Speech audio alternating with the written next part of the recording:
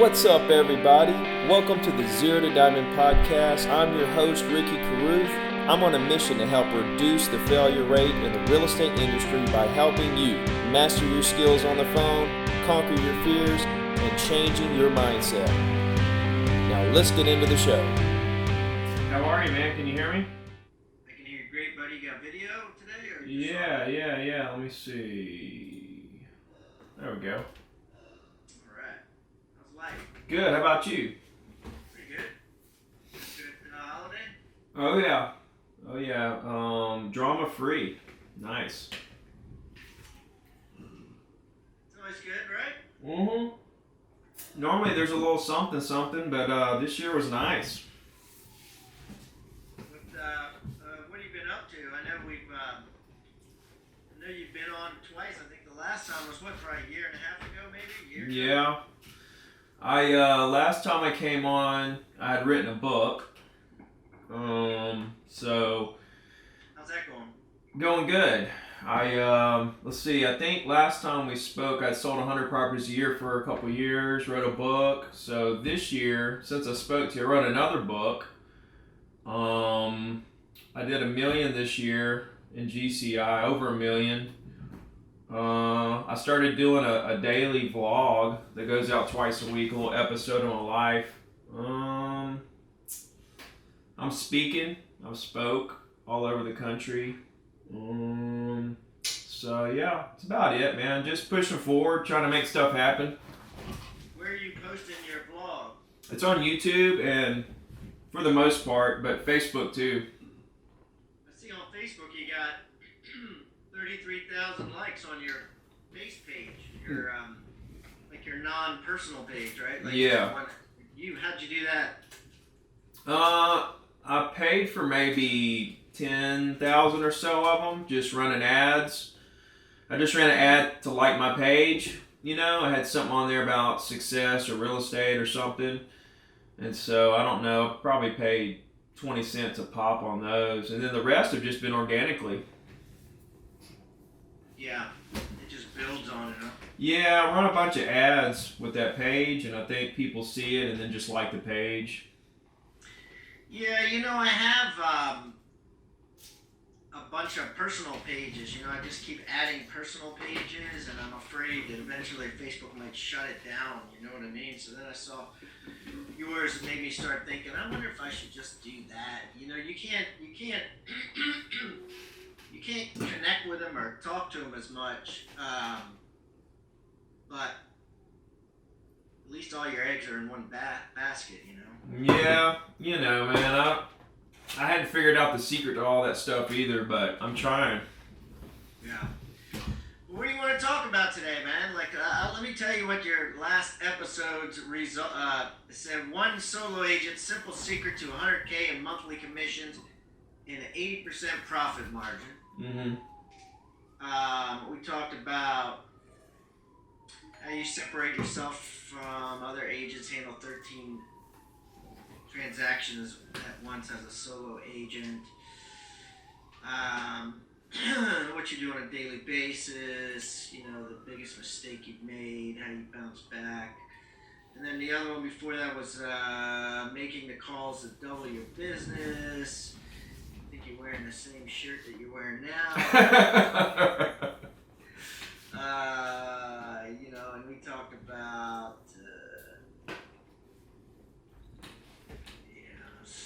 how to build a snowball for your sales funnel, the power of a weekly email report, how to 5x your income, how to break through your goals. What's something new and exciting you want to talk about?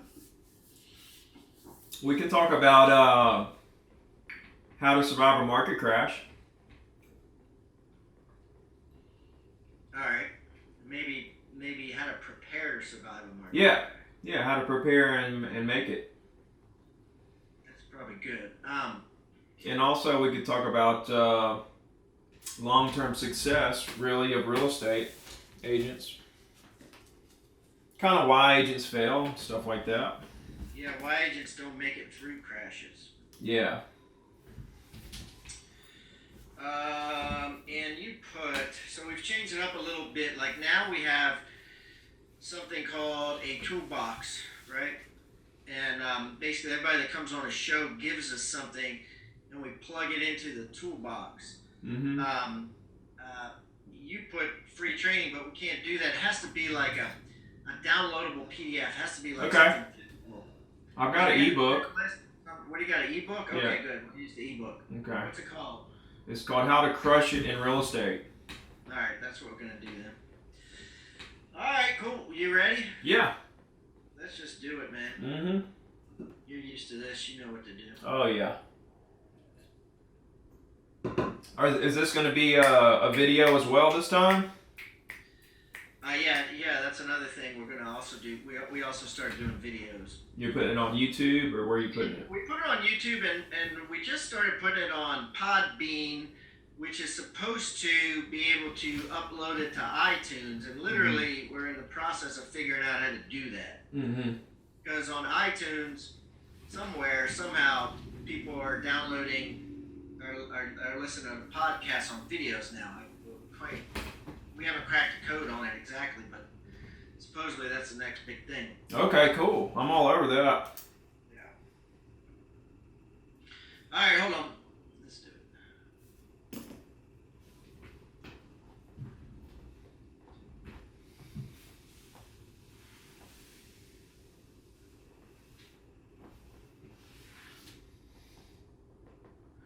Okay, Rockstar Nation, I have a trifecta returning guest. I got Mr. Ricky Carruth coming back. Man, we are lucky to have him coming back. He organically got one of the most downloaded episodes last time he came on, which was 2016. And I'm excited. He's up to a lot of new things. And we're going to talk about, today we're going to talk a little bit about, why is it that some agents survive market crashes and why others don't? And should you be doing things today that will ensure you'll survive a market crash should it come? That among many other things. Ricky, welcome back to Real Estate Rockstars. Appreciate it, man. Always a pleasure to be on your show.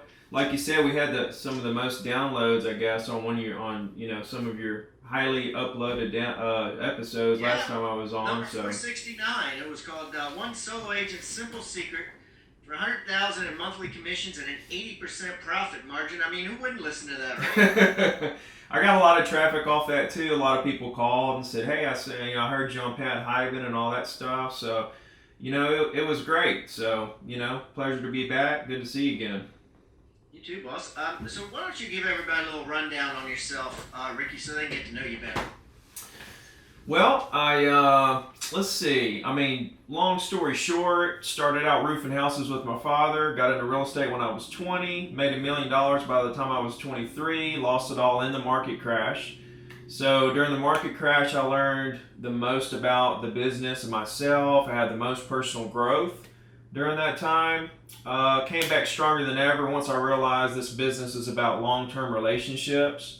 The problem was I was thinking too short-term and didn't really care about the relationship. So I took that theory, tested it out, it worked. And so then we had another mini crash. The BP oil spill actually hit our area really hard. And when I made more money that year than I made the year before, that's when it was like my aha moment. And I thought, I can make it through anything. So that's when I was like, all right, I'm going to move to RE/MAX. I always wanted to be at RE/MAX, but I was kind of scared of the desk fee. So I wanted to get my sales consistent before I moved to RE/MAX. So that's kind of where that happened. That was in 2010. So I moved to RE/MAX in 2010, and so I just combined what I learned through the crash with this incredible brand. And by 2014, I was the #1 RE/MAX agent in the state of Alabama, and I'm a solo agent. I've sold 100 properties a year since 2014. This year, I cracked 125, 26, something like that. I had 2 today, so I got to figure out where I'm at. But just over $1 million GCI. The last show we talked about my first book, Zero to Diamond. I wrote a second book this year, List to Last: How to Survive Every Real Estate Market Crash. I started documenting my journey through a YouTube vlog, The Daily Grind. And that brings us to today, man. Just living the dream down here on the beach, doing what I love to do. A lot of people see me on that show and watch my Facebook stuff, and they think that I'm working 24/7, and they're wondering if I take any time off. And really, the truth is I'm off all the time, because this is like a hobby to me because I love it so much. When you do what you love to do, it's just not a job. So I think that gives you a good rundown on where I'm at up to this point. So 2018, I expect to be humongous. I'm speaking around the country now, so next year I'm going to be doing a lot of traveling. I'm going to be selling real estate and doing the other side at the same time, which you can do now with technology. I can be anywhere in the country and handle deals, and I can be here and communicate with anywhere in the world, really. Anywhere in the world. We just had an episode come out. I'm going to look it up, but they were in. They live in Mexico, right? Yeah, Chris Arnold, I believe, episode 590. Lives in Mexico and does everything from Mexico, which is awesome. You can be anywhere. Dallas, Texas, Technology, a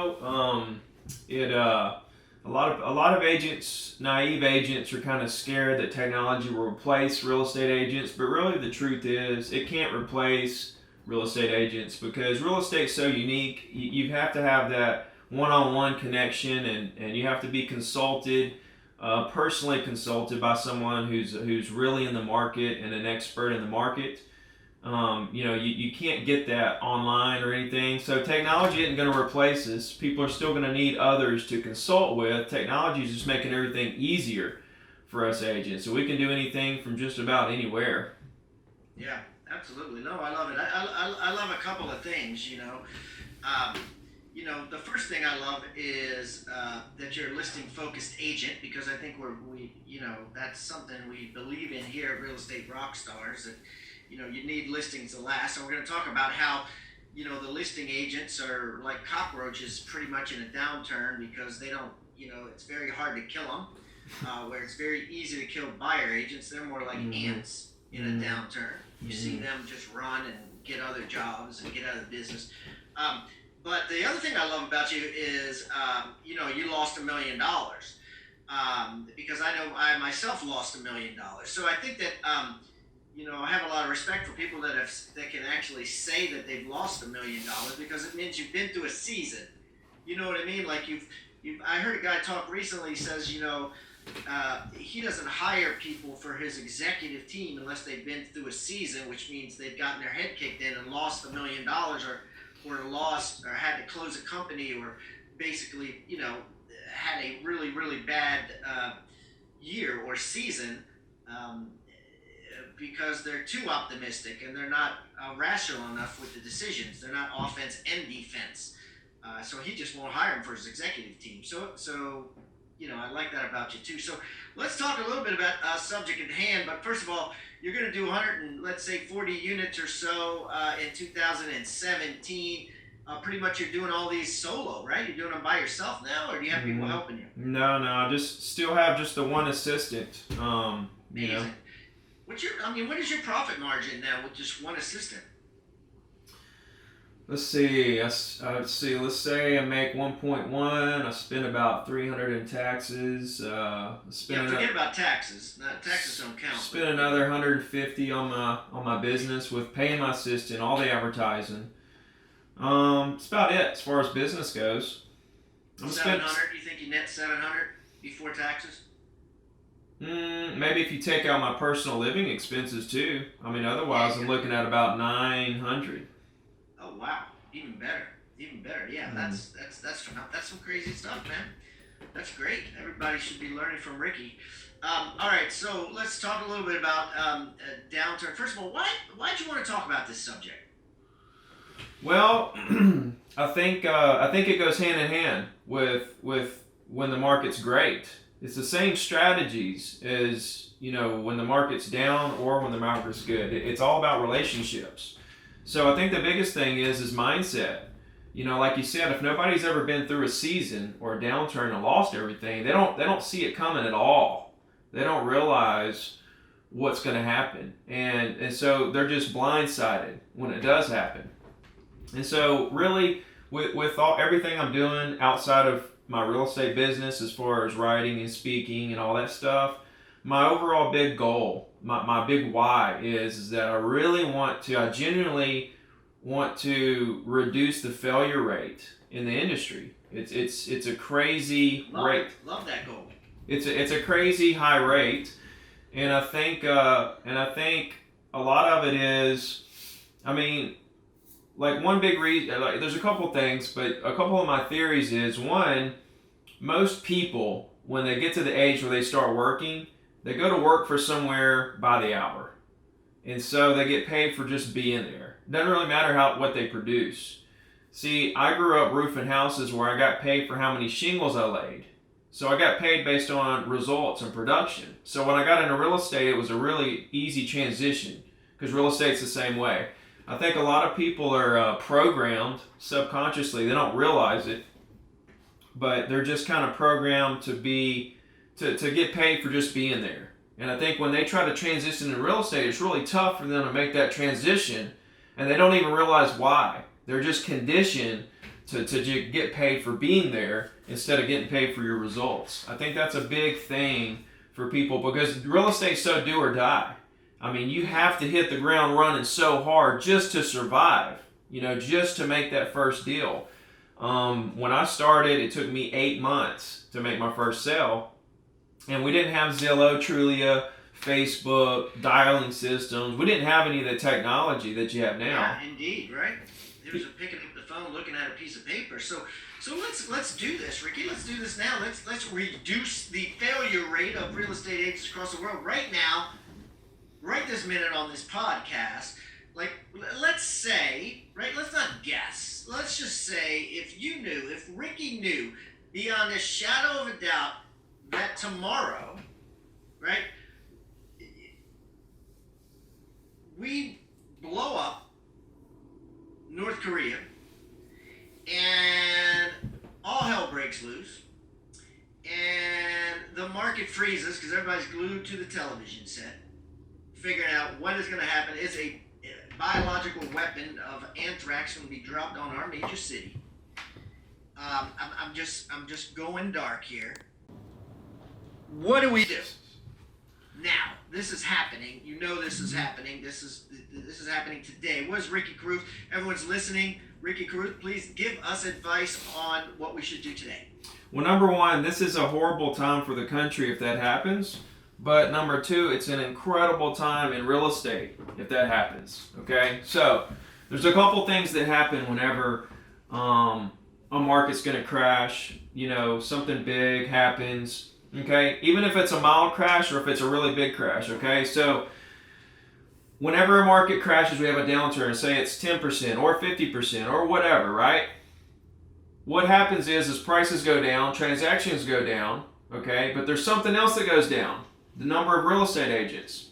Okay, so I believe that through all my studies that it's kind of relative to the amount of transactions that go down. We have more of a percentage of agents that leave the business. So if we have a mild one, say 10%, and our transactions go down 10%, there's less transactions.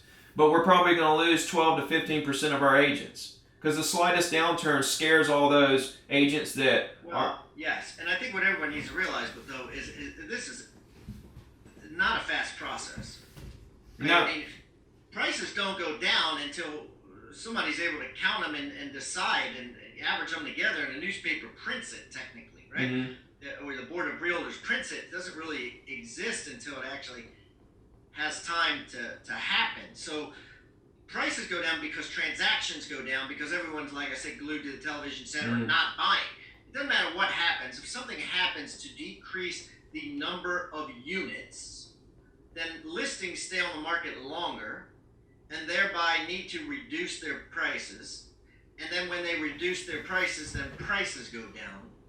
And of course, as units go down, the number of agents that could sell things by just being a lockbox key, and all they got to do is show up and let people in, goes down. All those people go away. But that all takes time. Like It takes time, but here's the thing: as soon as the big crack, as soon as we bomb South Korea and everybody starts being glued to the TV, the agents that don't know what's going on, that's when they're going to start not selling anything because they don't know, they don't have the right mindset. Okay, so it might take them a couple months to actually get out of the business, but they start not selling immediately.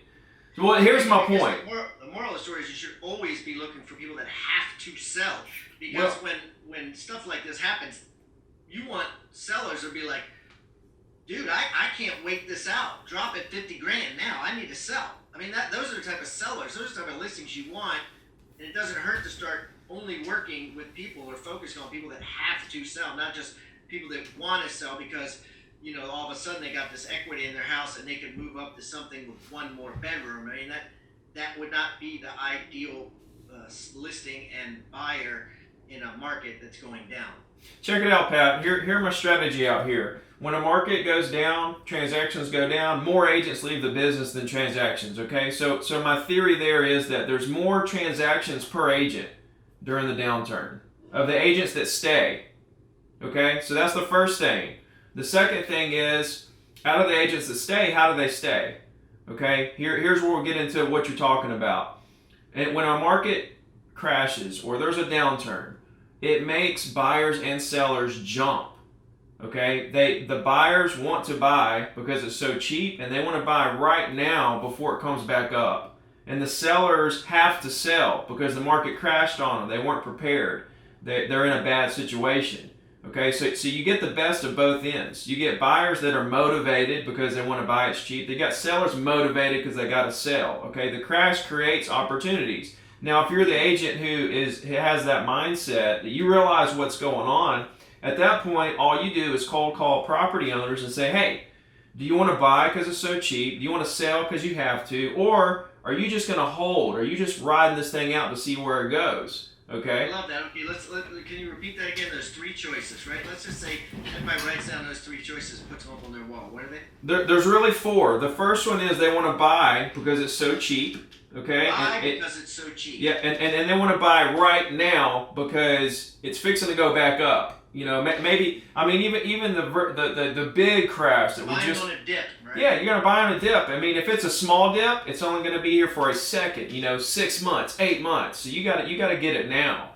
If it's a big crash like we just had, where prices went down 50%, and I mean, it was the worst crash in real estate history. Yeah, I don't think that's gonna happen again. Even 9/11, the market only sucked wind for literally like 3 or 4 months after that. And then that was a complete disaster, right? Well, but 2008 was another story because you had all the banks crashing, and then when they tried to come back, they wouldn't give anybody loans anymore. So it was hard as hell to borrow money for several years. So there was a lot more happening there than just a catastrophic incident. Sure, yeah. I mean, the one of 2008. I mean, nothing can really compare to that. I don't think we'll see that anytime soon. But here's the thing: we're gonna see crashes. I mean, it's gonna happen. Maybe next year, 5 years, 10 years, 20 years. We don't know when, but we need to have the right mindset going into it. See, when you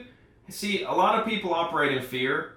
And if you're prepared mentally, where that you're prepared mentally and you have the right mindset for when a market crashes, now you have security and you have this huge weight lifted off your shoulder because you understand how the fact that you don't have to worry, basically.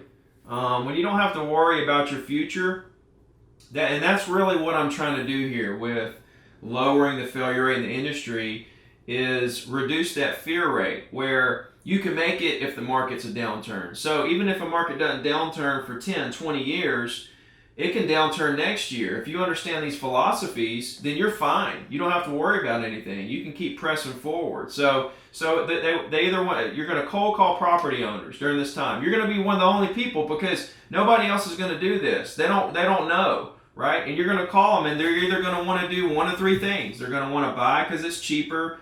They're going to sell because they're in trouble or scared, or they're just going to hold on. Now, the people that hold, all three of these scenarios are opportunities to start lifelong relationships with these people, right? To do future deals, okay? But the fourth scenario is that, yeah, they want to buy, sell, or hold, but they have another agent already in place. They already have another relationship established with another agent. So that's good to know. Now you don't have to waste your time anymore on that person. You go on to the next person. You're gonna. Yeah, I like the fourth scenario because it's concrete. You know, I think there's too many leads out there right now that are not concrete, and too many agents out there that are not asking that concrete question of, look, do you just want to hold? Do you want to do nothing? Mm-hmm.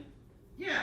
Okay. Cool. I'm out. Right. Go on to the next one. It Not really. The fact that we talked before about only dealing with serious people. Mm-hmm. I'm on the fence there. That's not how I operate. I operate like this. If you want to hold, okay. if you want to hold, Pat Hiban, you want to hold. Okay, well look, Pat, is there an agent in the area that you would work with if you were to do something? Okay. Oh yeah, there is. Okay, great. I know that agent. He's a good agent. You're in good hands. Talk to you later. Be good.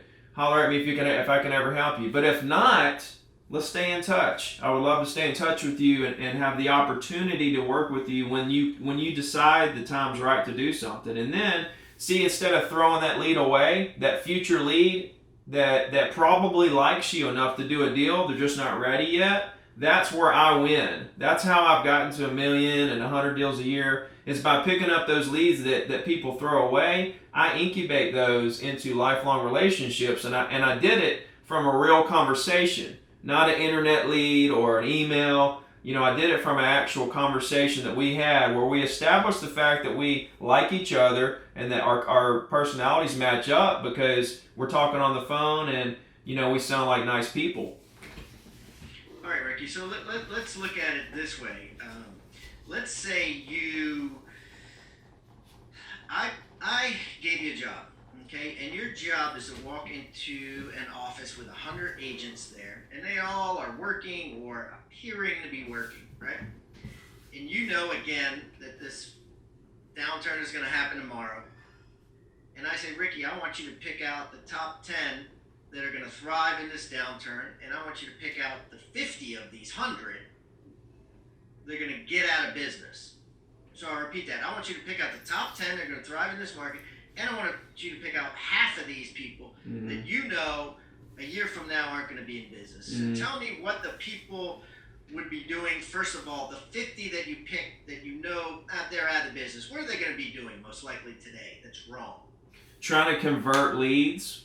Elaborate on that. Trying to convert to these 20 leads that they have. Trying to convert, just trying to pound them to death and not lead generating anymore. They just get 20 leads. And then that's it. So they're emailing, they're working on their business cards, they're trying to develop their website, they're working on everything except for lead generating, right? And they're making excuses because they're busy, they're doing stuff, but they're not doing what matters. The only thing that matters is new relationships with property owners. That's the only thing that matters, really. And developing your database full of these people who you've had great conversations with, who like you enough to do a deal with you now or in the future.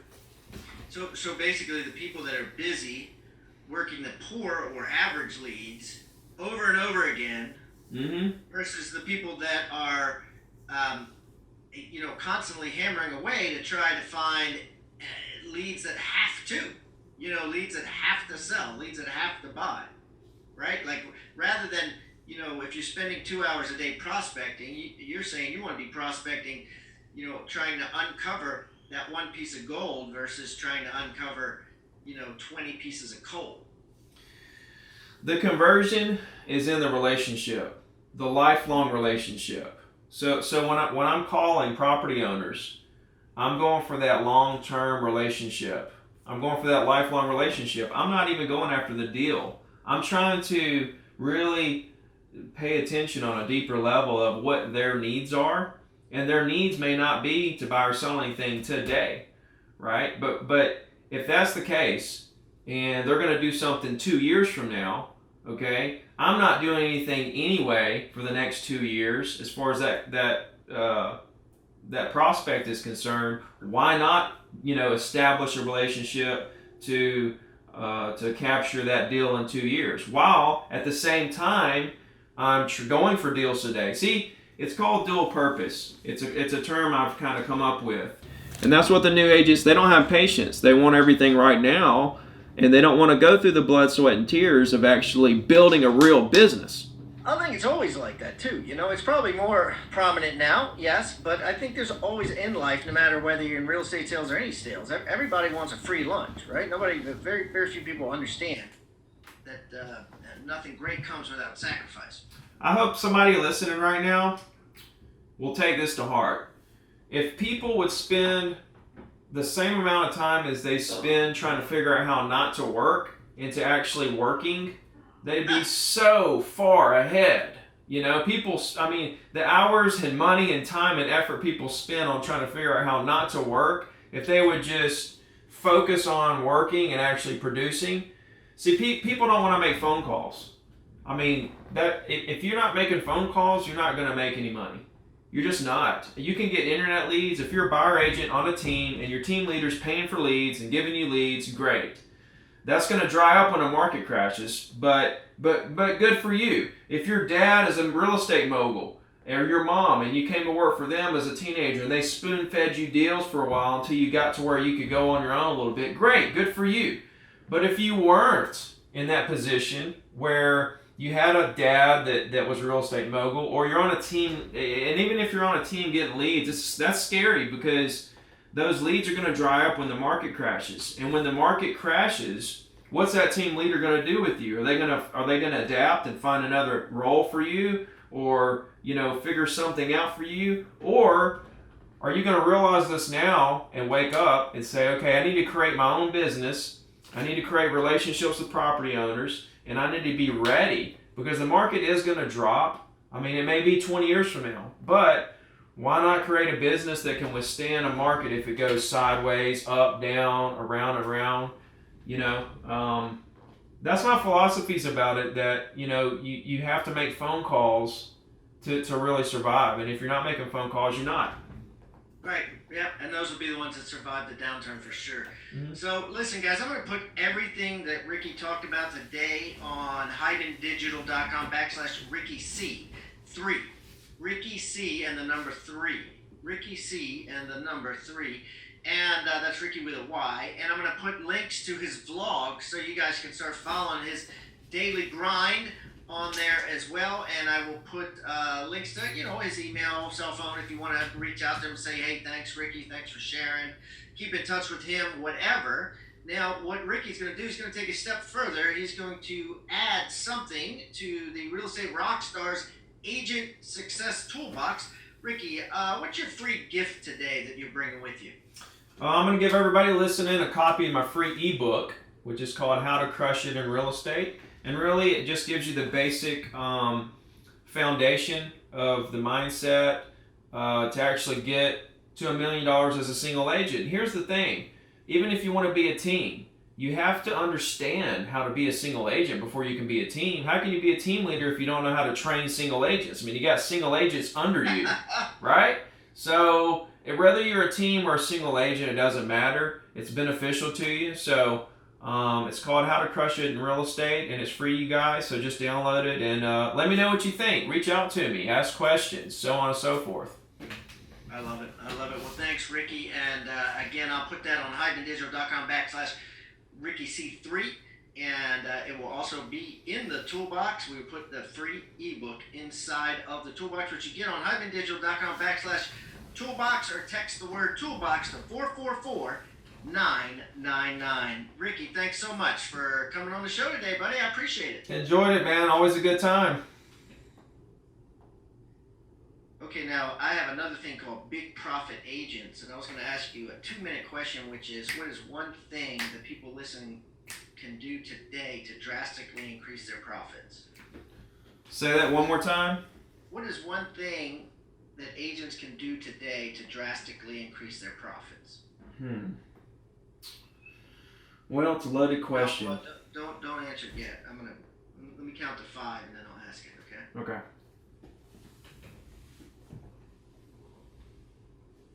Okay, big profit agents. I got Mr. Ricky Carruth, who is killing it. 130, 140 deals by himself, not a team.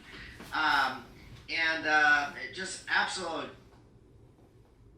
immense amount of knowledge and things that he's doing. So I wanted to get some big profit agents advice from Ricky.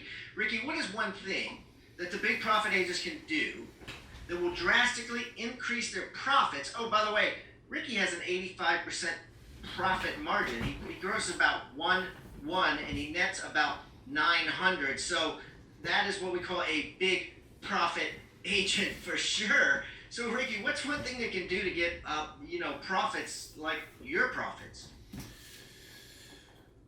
Cold call property owners, right? And there's the mindset behind calling property owners, right?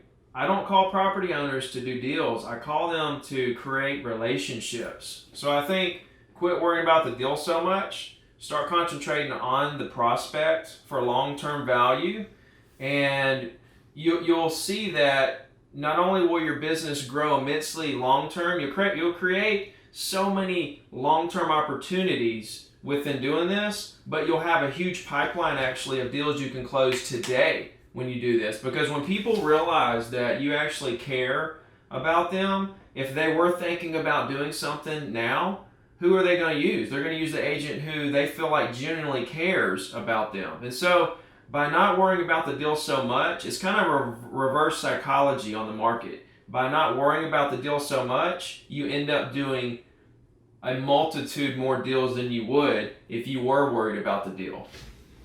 So it's kind of like you're just collecting potentials that are in the future that you don't have to follow up with every week, that you're following up with maybe every quarter or more, that don't have an agent, right? Because you're asking them that one question, right, about making sure they don't have an agent, right? What is that question?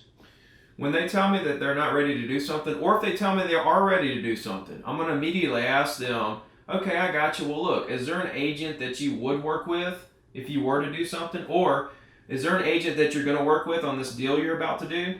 I go ahead and establish that, because a lot of agents will have a great conversation with someone and think, oh, goody, I have this prospect, we're going to do a deal, everything's great. But what they don't realize is that their mom's a realtor, or their cousin's a realtor, or their best friend from high school. And right. no matter how much they like you, they're never going to not use their mom, their dad, their cousin. They're just not. And so you have to ask the question to pre-qualify them as, is the door open for a relationship? And if not, it's time to move on. And if it's not, a lot of agents say, well, Ricky, what if they say they have an agent, okay, but you don't really think that they have an agent, right? What if you feel like they're kind of fibbing to you? They're just trying to get you off the phone. Great. It's still time to move on, because if they're lying to you, then obviously they don't want to talk to you anymore. And it's just a situation where they've already said they don't want to do a deal. Now they're telling you they have an agent, right? So it's a double negative. It's time to go. Right. Yeah. So you clean them up right from the beginning, and then yes. And then you create a relationship. I establish if I'm the agent for them or not, right from the beginning. And if I am, let's do it. If not, I understand, you're in great hands. If there's ever anything I can ever do for you, please let me know. And then that person, people change realtors. They'll see my signs around town, my emails, my phone calls, my billboards, my this, my that, my Facebook. And so if they heard me on the phone, they said they had an agent, but their agent didn't call them back that one time, really pissed them off, they might call me. I ended the call politely. They saw all my advertising, and now a year later, they said, I'm going to call that Ricky guy. So actually, the people who say they have a realtor already, sometimes they might come back to you. So it's all about likability, making people feel comfortable with you, and really going over the top for people, so. That is awesome. Well, listen, Ricky, thank you so much for your contribution to Big Profit Agents. No problem, Pat. All right, buddy, we're done. Cool, man. Fun. Yeah. Hey, thanks for coming back on this. We're about 60 days in the queue, so you won't see this probably until almost beginning of March. No problem, man. No problem. I appreciate you having me on again. Like I said, I got a lot of traction on some of the last episodes, so. Yeah, no, you do well. So, hopefully we'll get you some book sales and a bunch of more vlog followers too. What else do you do, man? Do you do something maybe I could come speak at or something? I don't do anything live. I do everything on the computer. Mm-hmm. But the only thing I can think of is to do, if we were to do a webinar, Mm-hmm. like we did today, but it would be more organized with PowerPoints and stuff like that. Yeah. Well, man, anything I can do to help you, I'm here. So. All right. Yeah, and then one thing you could do is we're doing free goal setting workshops. Mm-hmm. And I know you're at Remax, and that the agents are going to be on the higher end of productivity and things. So we could make a goal setting workshop for that's not elementary for your office. So I'm doing large offices. Mm-hmm. Anything over 20. If you get more than 20 agents, I'll do a free goal setting workshop. Okay. And we just do it on Zoom like this at the office meeting. Cool. For half an hour. So. Actually, I'll have Catherine, who works for me, reach out to you if you want to try to hook us up with whoever does your office meetings at Remax. Yeah. We have 60 agents here, so I'll. That'd be great. I think they would actually like that. So tell her to reach out to me. Okay. And I'll try to set that up with my broker. All right. Sounds like a plan. Mm-hmm. Cool, man. Well. All right, buddy. Good to see you. All right, you too, man. Yeah. We'll talk soon. Thanks, Ricky. Bye. Have a good day. Yeah. See you.